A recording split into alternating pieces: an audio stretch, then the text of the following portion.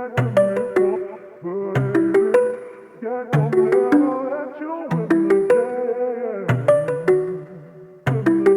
guys, welcome to Not Quite Homesteading, ESK Garden. I decided to start a gardening channel because I wanted a unique space that is dedicated fully to like gardening videos, where I could share my journey as a new gardener that is going through the ups and downs of learning how to garden,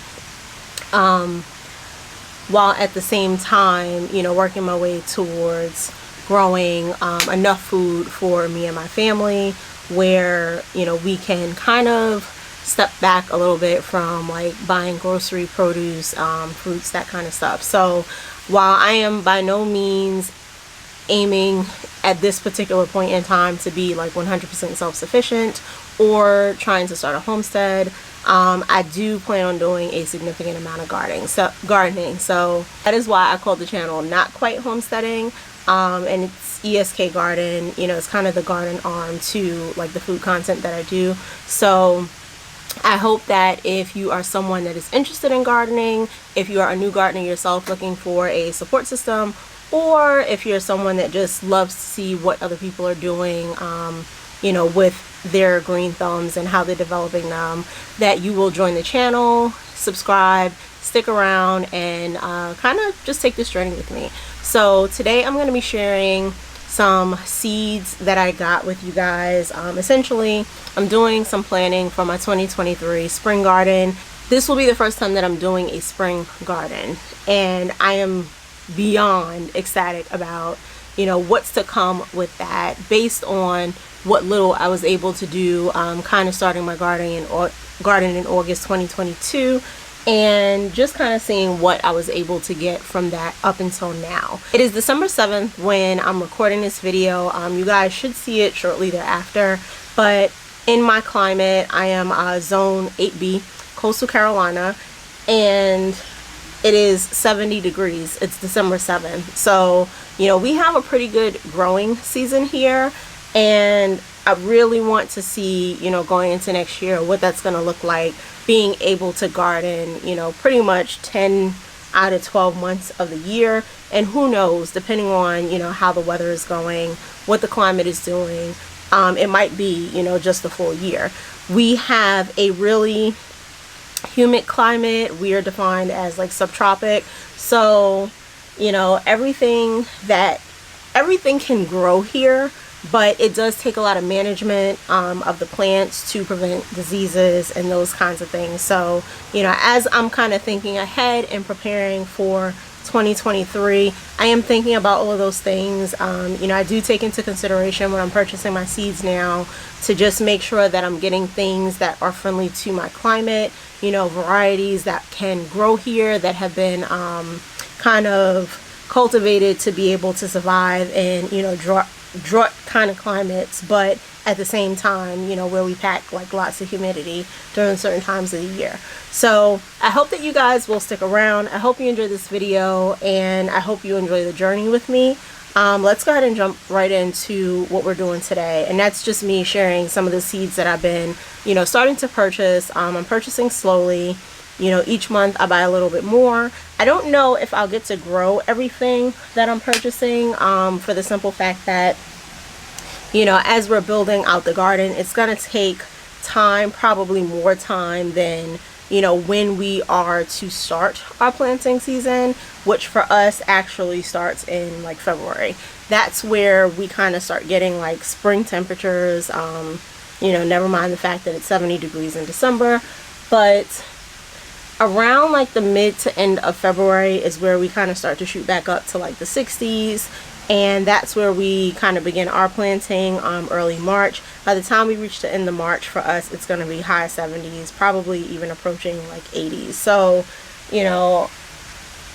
I plan to build more beds, but I probably, at the time that it comes to plant these seeds, we'll have a total of 4 beds down, maybe even 3, but I know that I for sure will have 4 going into the full growing season, and then I have currently 12 like grow bags that I'm using on my patio. So I don't know if I'll get to plant everything that I got and that I'm picking up, but my goal is to, you know, definitely experiment and kind of take advantage of as much as I can, you know, in this first growing season, to kind of really get that, try to become a little bit more self-sufficient, you know, in terms of just like produce and fruits. So the two places that I'm going to be sharing where I got seeds from are Johnny's Selected Seeds and then Eden Brothers. Now, I purchased seeds from Johnny's prior to this, and so far I really like their seeds and what, you know, the way they germinate. You know, I haven't had to like plant a ton of seeds to get activity from the garden. So I think that's a good sign, and they'll probably be one of my go-to seed companies for sure in the future. Like, I like the way that they package their seeds. One of the things that I really like is on the front here, they do tell you like the germination rate of each seed. They tell you when it was tested. It has its, you know, lot number, and then it does tell you, you know, how many seeds as well as the number of days to actually harvest. And not all seed companies do that. Like, one seed company I purchased from, they don't give you like harvest or germ times, and I literally had to go back and kind of research every single like seed as I was like planting it to be able to mark the you know, plants, and so that I know when I planted them and how long it should take for me to harvest. But so far so good with them. I really like their stuff, and definitely will be one of the companies that I will be buying from in the future. So just kind of going through what I picked up so far. I do have, this is called the Sweet Sunrise. It's a hybrid bell pepper, and if I remember correctly, this is a yellow bell pepper. So I'm excited to grow those. As you guys know, I'm sure you know, groceries are through the roof right now. Peppers, yellow peppers and orange peppers have always been more expensive varieties, but you know, it'll be nice to actually just kind of grow them, compare them, and then be able to, you know, for that same, the purchase of the cost of 2 peppers, you know, I can grow like a whole plant full. So I'm excited about that.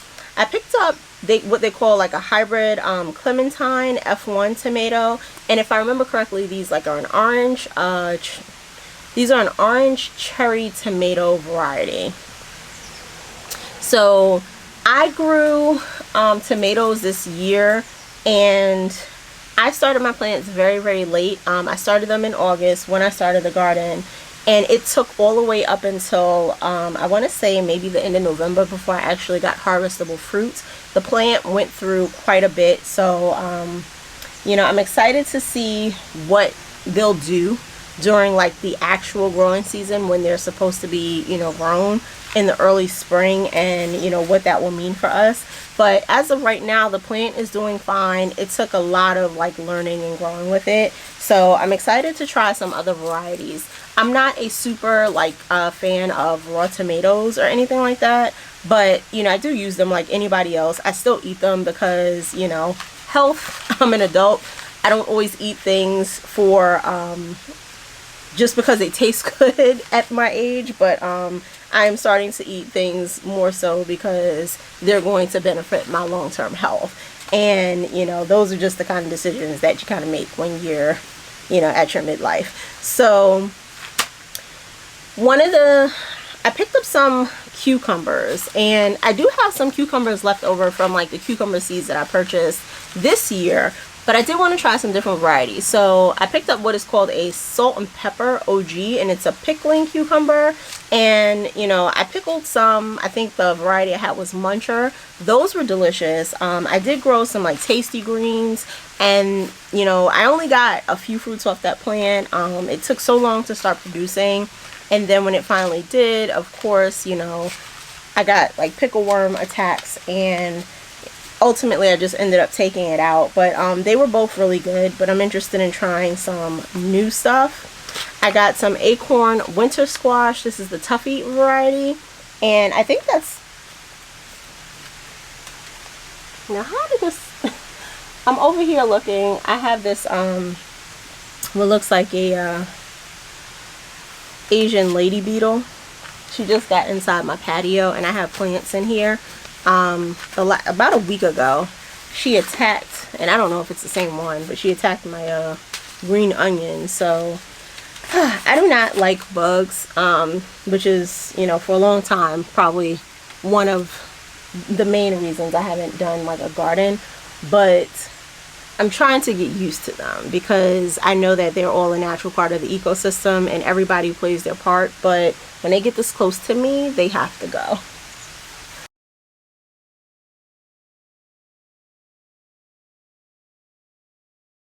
I'm sorry you guys had to see that, but I just cannot do bugs like in my personal space. But if you're not familiar with like the Asian lady beetle, they are one of the destructive varieties of ladybugs, and while I haven't had any like destruction issues with them specifically, I don't want to find out. You know, I don't want to find out what they do or how they can affect the plants. So I think I did kill her, and it's a little creepy. It's sitting next to me on the ground, but you know, let's just call her a sacrifice. So one of the next things that I got was the it was a hybrid parsnips called the Warrior F1 OG pellets. And oh, you would sit right on the bug. Get off the bug. Oh. Hey, now the bug is on her. Boy. Alright, so quick cut back to the seeds. The daggone bug was by the chair, and of course, like my cat, she comes in the corner, literally steps right on the bug attaches to her.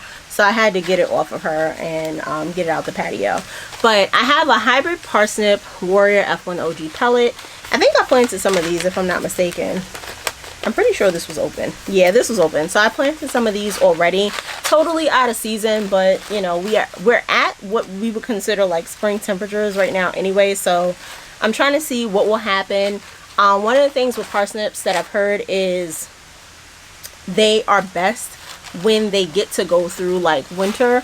Now our winters are pretty mild, but you know, just for them to have some of that cold weather, so that instead of harvesting them after next winter, I can actually harvest them in the fall and they'll be sweet like parsnips are supposed to be. But we'll see how that works out for me. They haven't germed yet, and you know, I don't know that they will. So this is all a part of the learning, but I have those. I picked up some kabocha winter squash, this winter sweet F1 OG, and you know, it's not squash season, but I do like squashes. This one is supposed to be more cold hardy than the others, so I wanted to try that, and we'll see what happens with that, you know, during that gardening season. I picked up some hybrid hot peppers.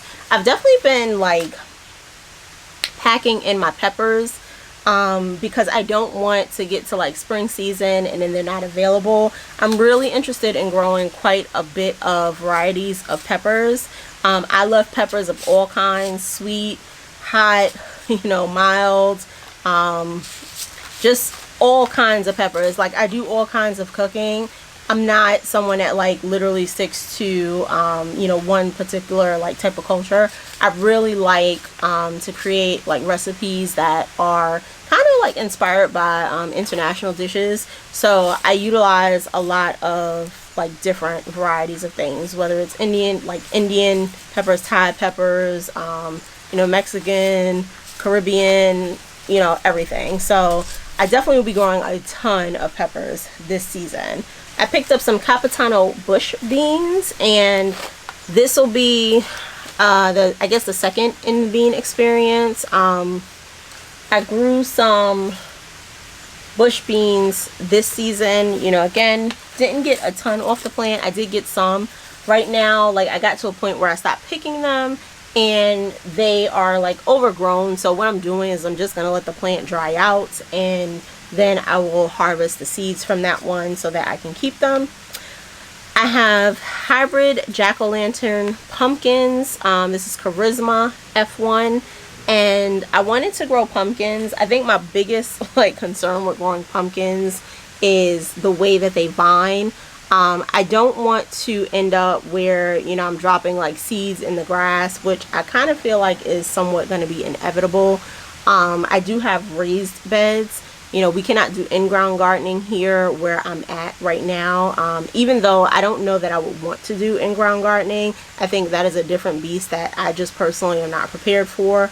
I don't think I'm equipped for it. But I want to grow them in a way where they are grown vertically and I can prevent them from kind of like sprawling out all over the ground. I also picked up a wolf variety. These are specialty pumpkins. And then I also have some more hot peppers, and these are called Red Rocket. So that was everything that I got from Johnny's. I think I bought these seeds at the beginning of November. So I started my spring shopping in November. I did take advantage of Eden Brothers Black Friday sale. Muffin, get down. Get down.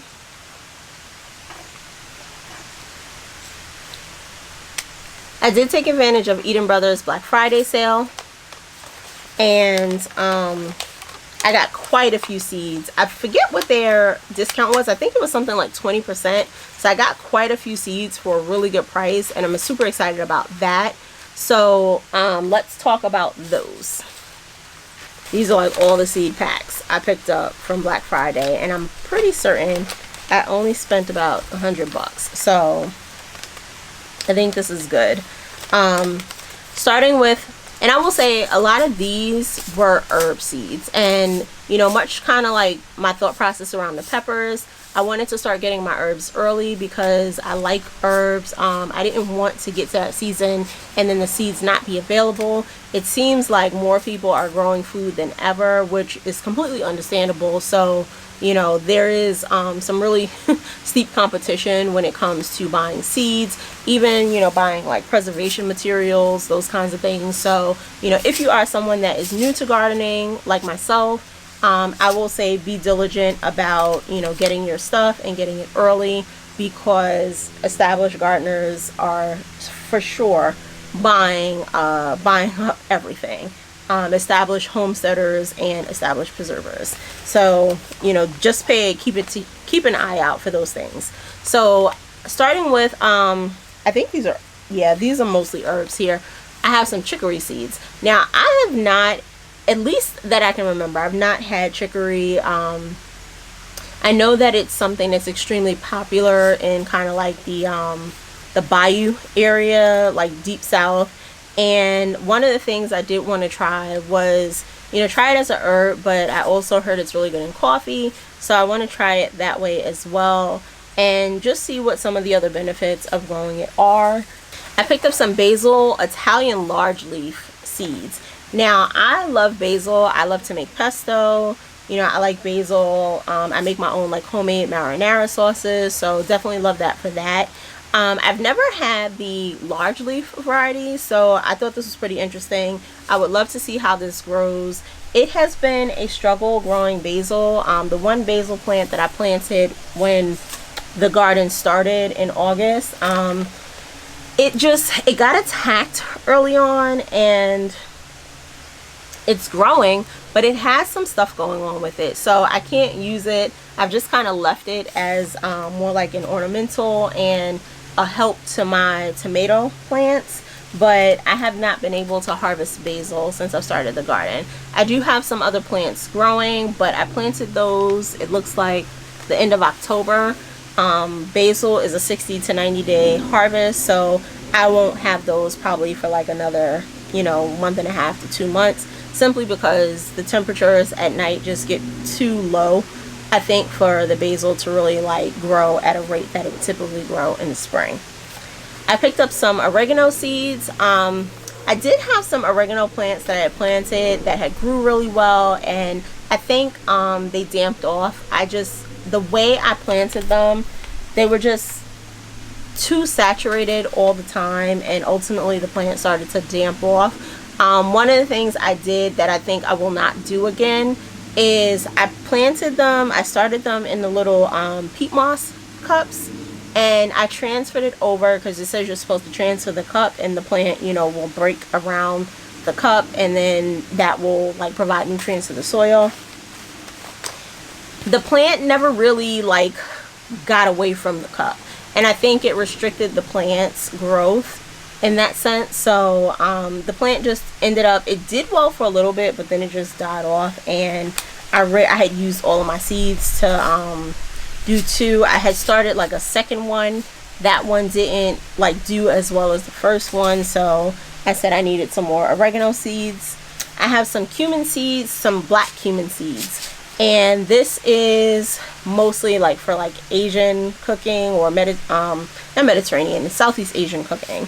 And I am a huge fan of like Indian food, so while I haven't experimented too much with too many things, the things that I've experimented with I really do like.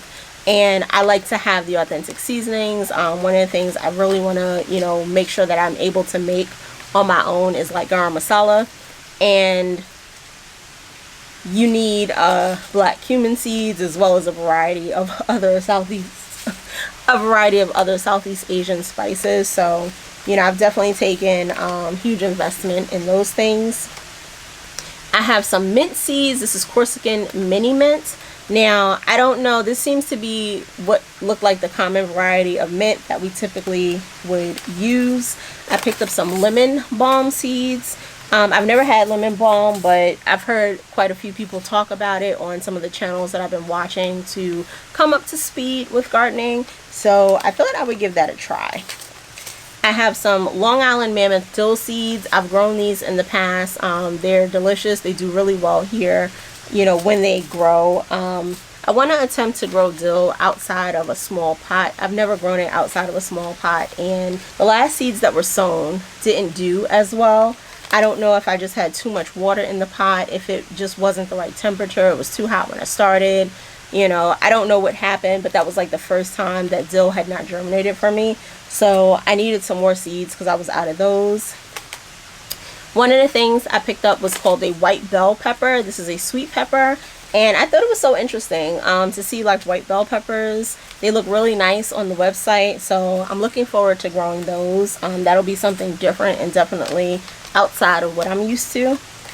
I picked up some San Marzano tomato seeds and really wanted to grow these because San Marzano tomatoes are extremely expensive inside the grocery store.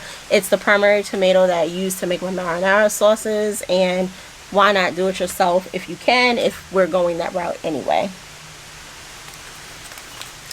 I picked up some chives. These are common chive seeds. Now, I attempted to grow chives about 4 times since August, and the seeds that I had were just complete trash. They did not germinate at all, and it was just, you know, it was a disappointment after disappointment. So I decided to order from a more reputable company as opposed to getting them from like a retail store. So I'm hoping that those will do a lot better than the chives that I have attempted to grow over the last 4 or 5 months that have done absolutely nothing.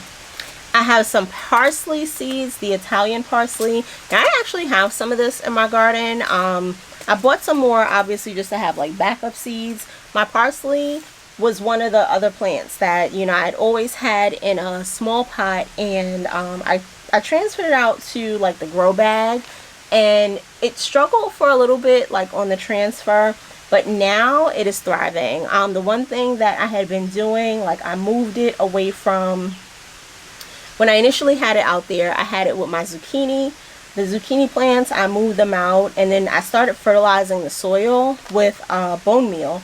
And this plant is like so prolific now, and I am loving it. So definitely wanted to have more of that, because when the plant is doing well, it's a beautiful plant to look at, first of all.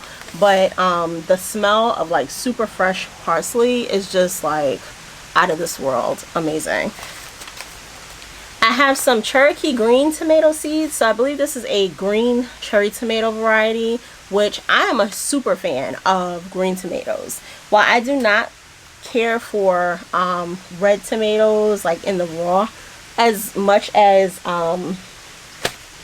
you know, I'll say I eat them more now than I ever did. But green tomatoes, I love them.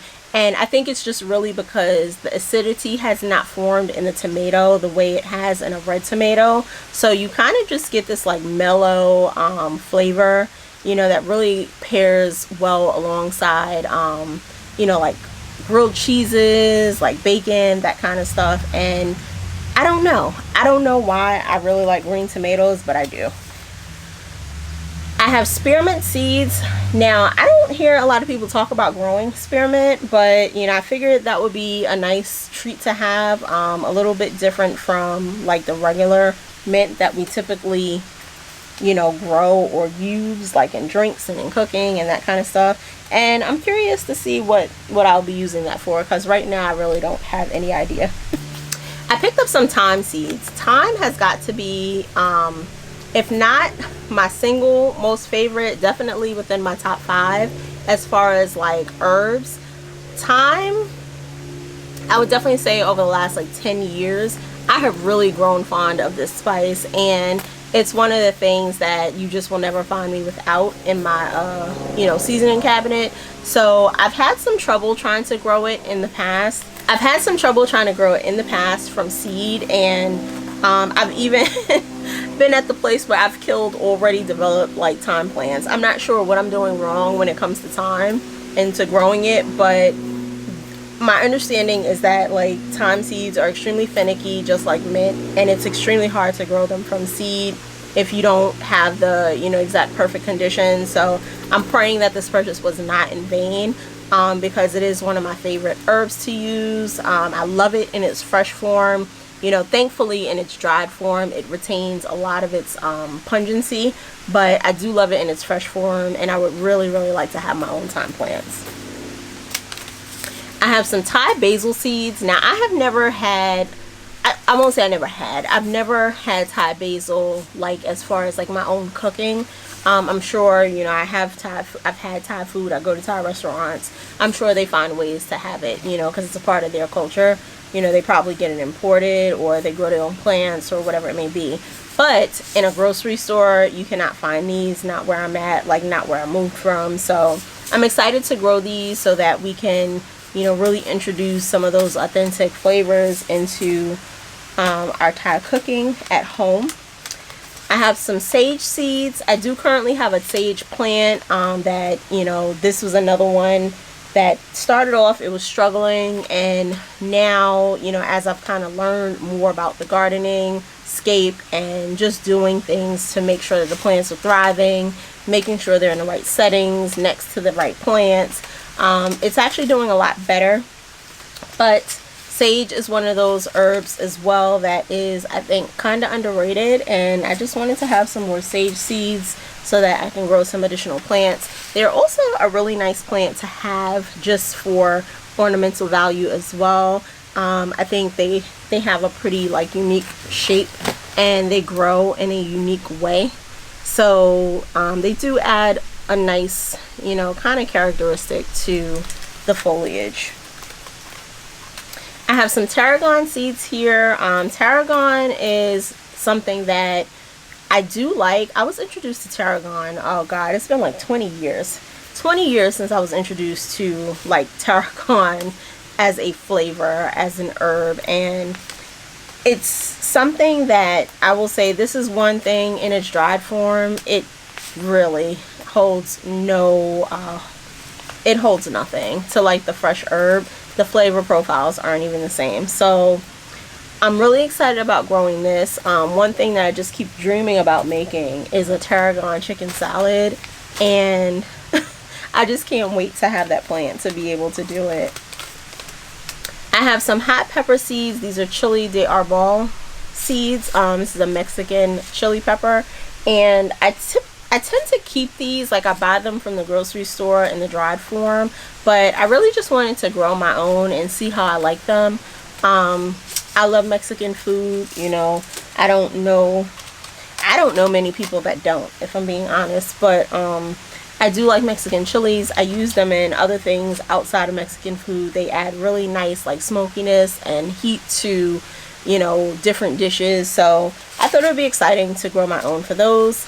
I have some fenugreek seeds here, and you know, another kind of Southeast Asian spice, and these I want to try. I've never had like fresh fenugreek, Like, I have some fenugreek leaves and I've used them in cooking, but I think sometimes, especially when you're experimenting with like new things, it's really good to try them in their warm, raw, fresh form so that you can really understand like what the flavor profile is for like that particular herb. And then you can kind of think about, like, I think when you have that experience, it helps you think about, you know, what it reminds you of and what you may be able to like either substitute it for, or, you know, what you can put it alongside that'll help your food taste good. I also have some Anaheim chilies, and I don't know exactly the origin of Anaheim chilies. I want to say these are California grown chilies. No, these might be Mexican chilies also. I have to double back on that. But, you know, like I said, peppers, chilies, those kinds of things. Like, I'm someone that really likes to cook, so love having those different varieties of like those things. I have some pimento peppers. These are some of like the hardest peppers to find in like fresh form. These are widely used in like I would say like Spanish, like Latin American cooking, and you can only find them typically like in the jar, and I want to try them like fresh, so I figured the best way to do it is to grow my own. I have some ancho poblano pepper seeds as well. You know, poblanos are great, love them. One of the things I really like are chili rellenos, and I just like to put these in like most, I would say most Mexican like dishes that I'm making. One of the things I really enjoy is super simple, but really just like a poblano and bean kind of like quesadilla or taquito or something like that. It's so delicious when these are fire roasted. So very, very happy to be growing my own on these. Now, I will say the one thing I don't agree with, and maybe this is just my palate. Everybody says that poblanos are hot, like they're mild heat. To me, poblano peppers are not hot. So maybe growing them on my own, I will notice a difference in that flavoring and that heat, because to me, when I buy them in the stores, they're not hot. Now, I do notice that when you get the dried ones, like the ancho chilies, or if you have ancho chili powder, there is a heat to that. So, but I've never experienced that with a fresh pepper. I have some elephant dill seeds. This is something that I've never grown. In comparison to the Long Island Mammoth, like the Long Island Mammoth is the common dill for like pickling. I think this is, I don't know if it's milder, but this is more geared towards like cooking. So I'm curious to see what the difference is in like the flavor profile for this compared to the Long Island Mammoth. But the Long Island Mammoth is the one that I typically grow. I have some Cubanelle peppers, which is kind of like a sweet pepper seed, super mild, nice flavor, and I enjoy those. I picked up some echinacea seeds, and this will be the first time, obviously, that this will be the first time that I'm growing like a medicinal kind of herb, and I figured what could be the harm in like growing this. So this will be one of many that I play around with as far as like medicinal herbs do go. I picked up some more Genovese basil seeds. This is the common basil variety that most people like use and pick up. I think this is the most commonly grown one. Get down.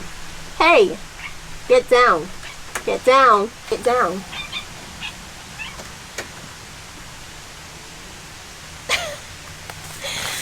This is the most commonly grown one in Italy. It's what people, you know, are familiar with here, like in the States. So I love basil, like I said before. So I'm kind of curious to see how this one compares to like the large leaf, if there's any difference in the flavor profile. But can never have enough basil seeds, because if you make pesto, or if you like to blend up basil, it takes a lot of basil to get a decent amount of sauce. So I also have some sweet marjoram seeds here, and marjoram is a, I believe this is a Greek origin like ingredient, but it's really, to me, I think of it as kind of like a cross between oregano and thyme. You know, some people will say it's a cross between oregano, rosemary, and thyme. Like, I do not get rosemary profiles from this, but it's definitely kind of on the mild side of the two. So it's not as pungent as thyme, definitely not as pungent as oregano, but it kind of offers like a blended, you know, I don't know, blended kind of like citrusy, sweet, savory something. I don't know. I'm gonna play around with it, you know, and again, this is something I have not had in fresh form either, so it may be very well like much different than what I'm used to. So I'm excited to try that. And then the last thing I have here are some cilantro seeds. Now, cilantro seeds are, cilantro is something that is, I have found like extremely challenging to grow. And I say that because, not because the plant won't grow, but when it grows, it just doesn't last very long. And I think one of the things that I've been doing wrong, like probably many people who are new to gardening, is thinking that cilantro is something that you want to grow during the warmer months. And it's actually something you want to grow more like in temperatures like what I'm in right now. So I am going to go ahead and plant some of these pretty soon so that I can get my fair share of cilantro and pack it away. What I might end up doing for the warmer season for us is doing some indoor growing with the cilantro. I think the plant will thrive that way. The other thing that, you know, I think I was doing wrong previously when I did try to keep my plants indoors, I was not using indoor soil. I had no idea what indoor soil was. So of course that came with its own set of challenges as far as like, you know, fungus gnats and other things that I just did not want in my house. So I'm gonna try it. I probably will start my indoor plant sometime in, you know, maybe February, early February, but I'm also going to go ahead and plant some of these now so that, you know, I can get my cilantro fix on. You know, if you're someone that doesn't like cilantro, like, I get it, but I love it. It's definitely up there as another one of my favorite herbs. So that is everything that I've gotten so far to plan ahead for my 2023 garden. If you guys are gardening for the spring of 2023, let me know what you've looked at. What are some things you're looking forward to trying, and, you know, how far you are in your planning with your garden. I hope that you guys will stick around. Thank you for watching the video, and I will see you in the next one. Bye!